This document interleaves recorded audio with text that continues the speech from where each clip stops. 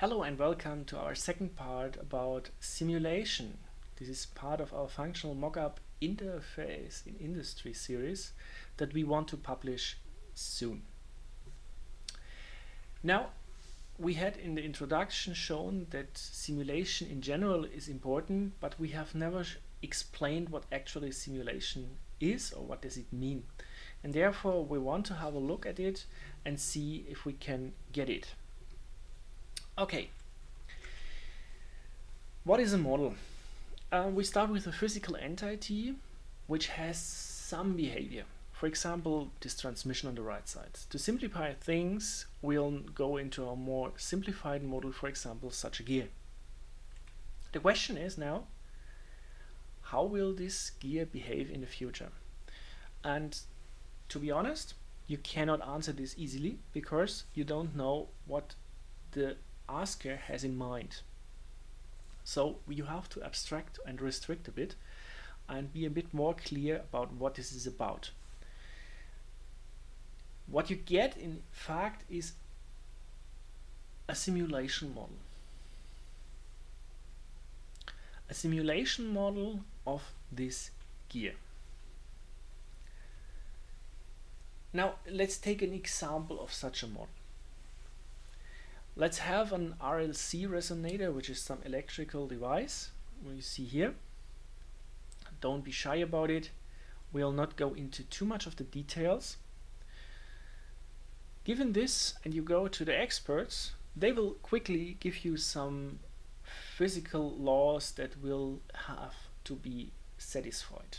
These are some equations in mathematical form that describe parts of this complete system. For example, you have this capacitor which has some description about the change of the voltage depending on the current flowing through it. Having such a model, you can reformulate. You can just do some mathematical reformulation, however you call it, and you get something like this. Mathematically speaking, this is an ordinary differential equation of second order, which is just some equation. For us, in context of simulation, we call something like this a behavior model.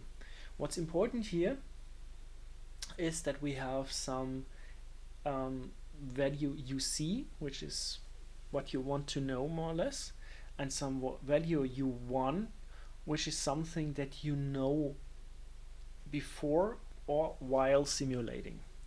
Now, I'm already saying while simulating, we have not yet defined what simulation is, but you get the idea rather that some things the system does from itself, which is this UC stuff, and other things that you can control, which is this U1 stuff.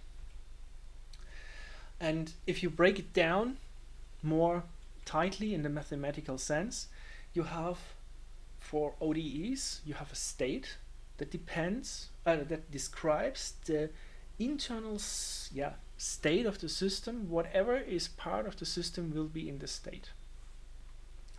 So everything that's conserved more precisely and which is not just changing arbitrary over time, but changes according to some well-defined behavior, self-behavior of the system.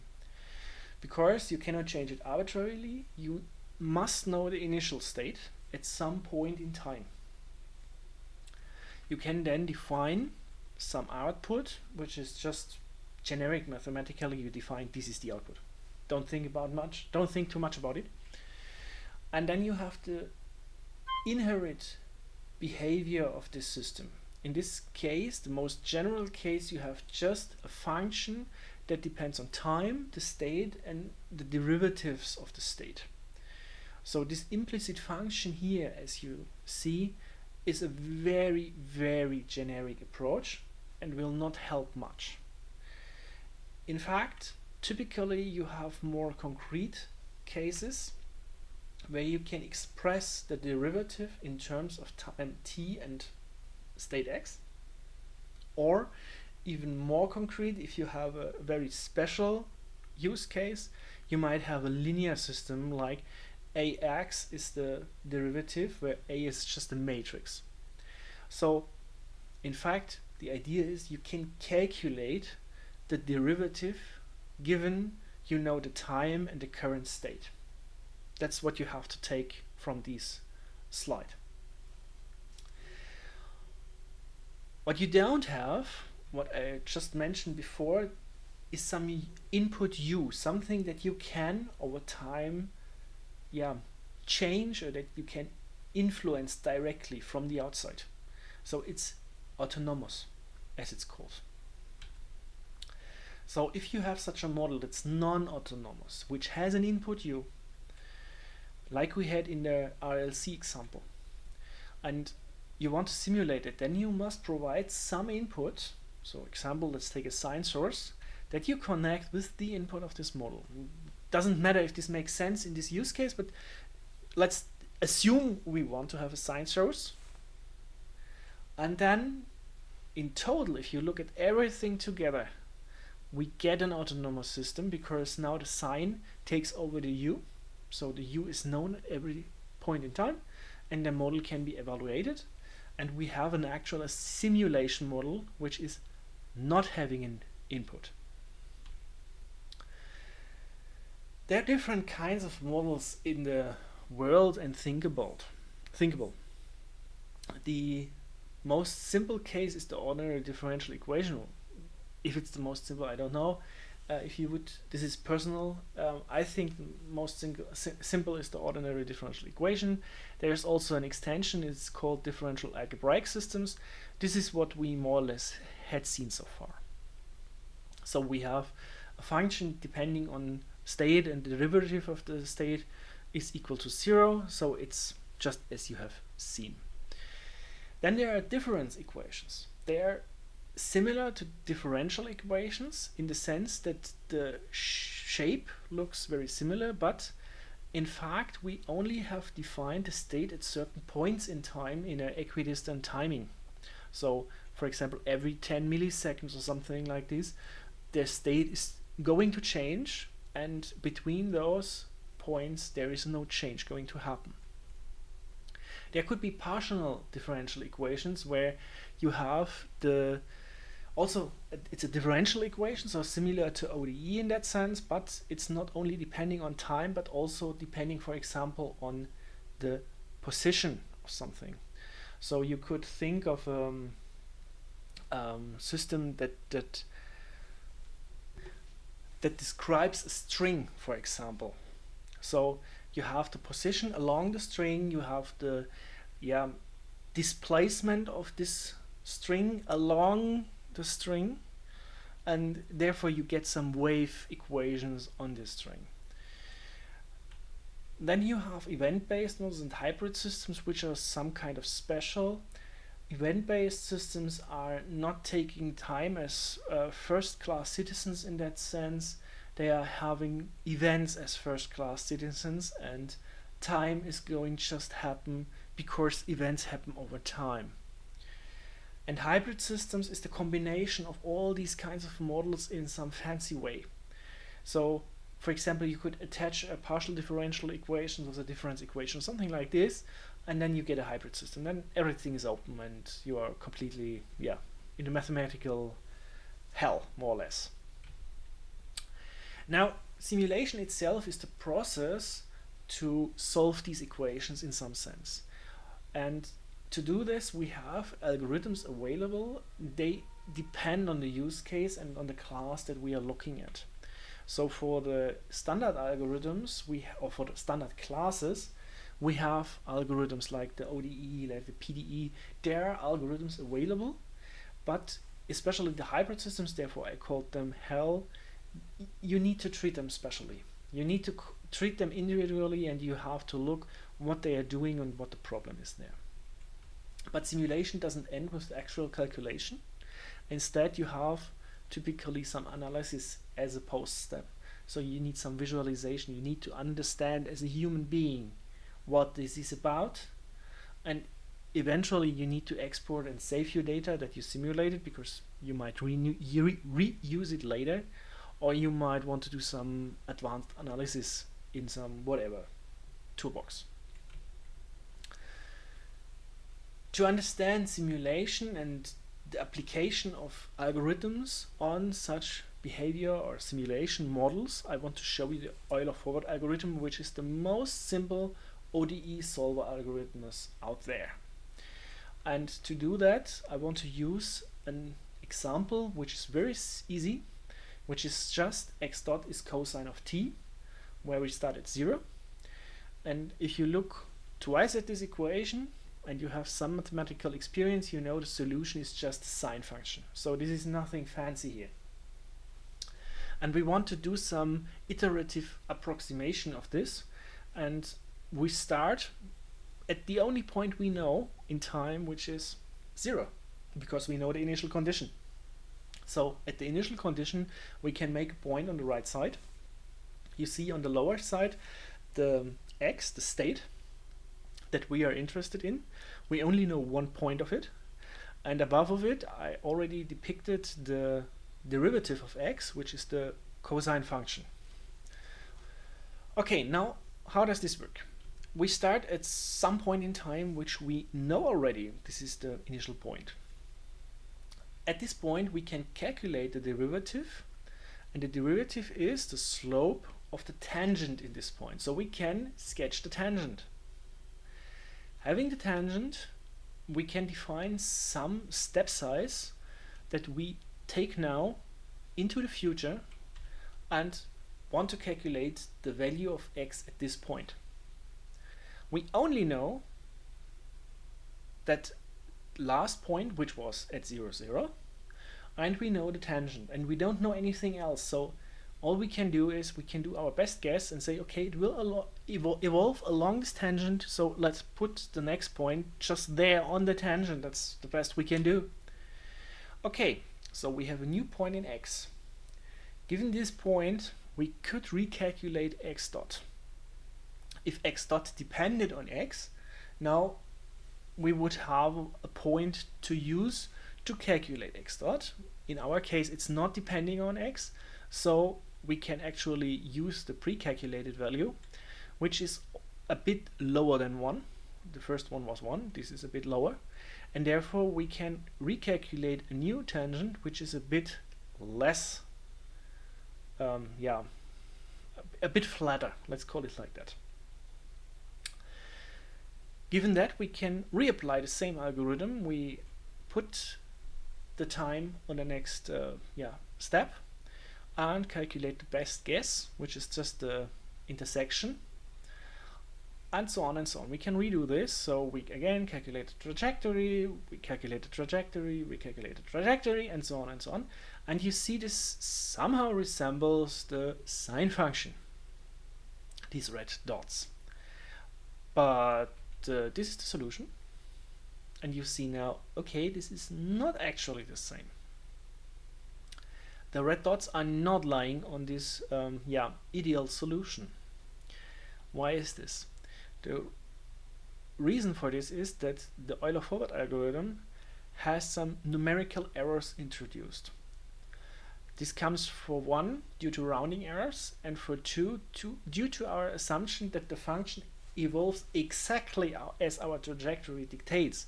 But during this step, the derivative has changed. So if we take our step too large, the change in the derivative is too large, and therefore our estimation is completely off. So this is one reason why numerical integrators always will introduce some numerical errors. This is a given fact. But you should generally take from this slide the general principle about how such integrators work. So you know the derivative, and then you can calculate the next step. You know the derivative, you calculate the next step. This is the general idea. This will always be the same. There are different algorithms there in the world that use some different details, but all have the same general idea behind them. Okay, let's go back to EKS and what we think of simulation. We have more or less 3 major tools out there. That's Viper, YAMS, and RobSim. There are more, but they can somehow be broken down, the simulation part, into one of these three.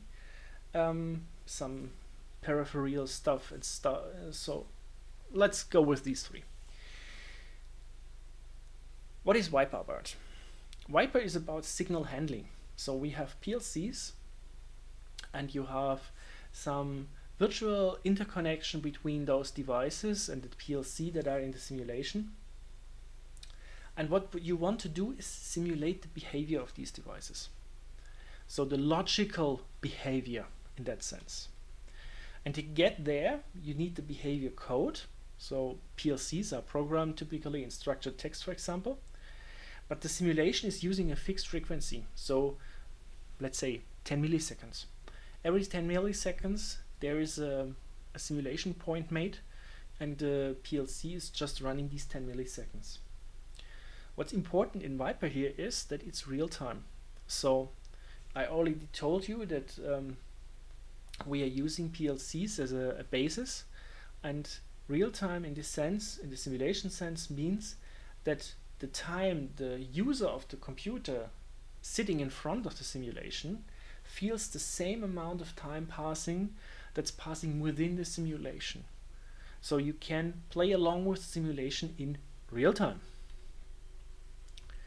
Let's look at YAMS. YAMS is completely not about signal handling, but about material of 3D stuff.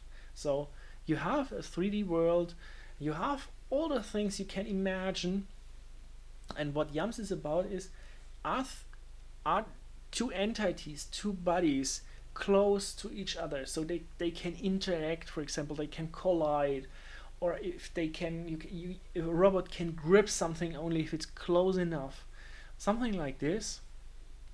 And what YAMS is actually doing, it just does whatever Viper is telling. So if Viper is telling, okay, the robot must go to this position, or the clamp must close, then YAMS will close the clamp.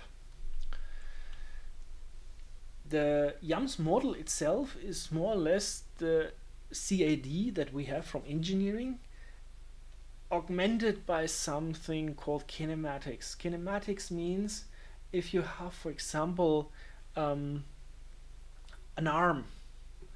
Let's think here you have this arm, and if I move the shoulder, the rest of the arm will move along. So this is kinematics, where the hand itself is somehow attached to the upper arm.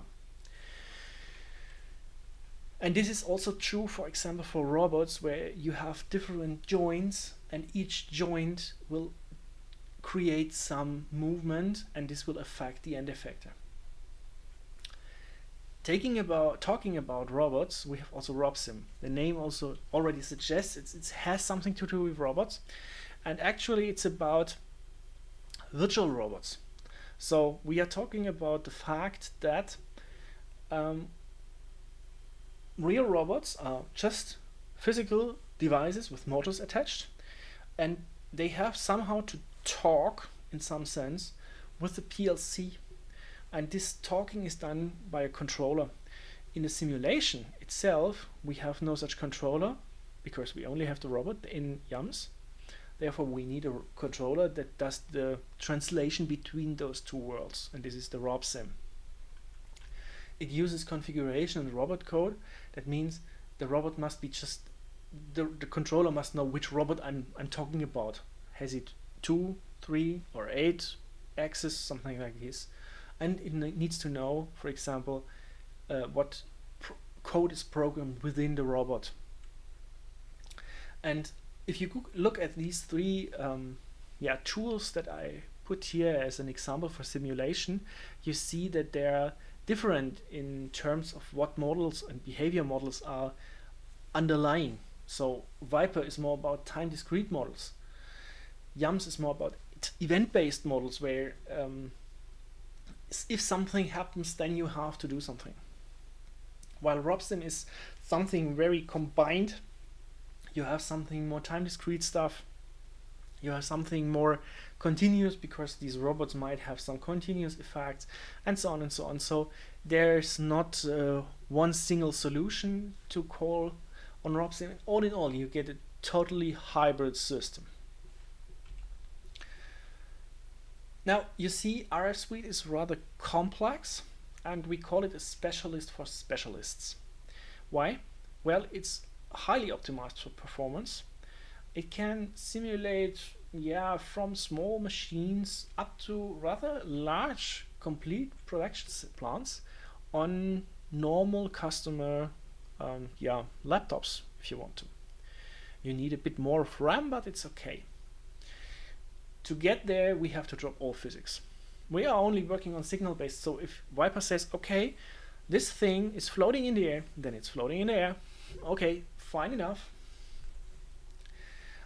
We have rather many tools, like it's 20 or even more tools out there in the RF suite, and each tool has its own purpose. Each tool has a clear purpose that it has to solve, that it has to address, and together they are doing the complete simulation. This makes it also easy to optimize individual tools and not the complete simulation, which might be over-optimized.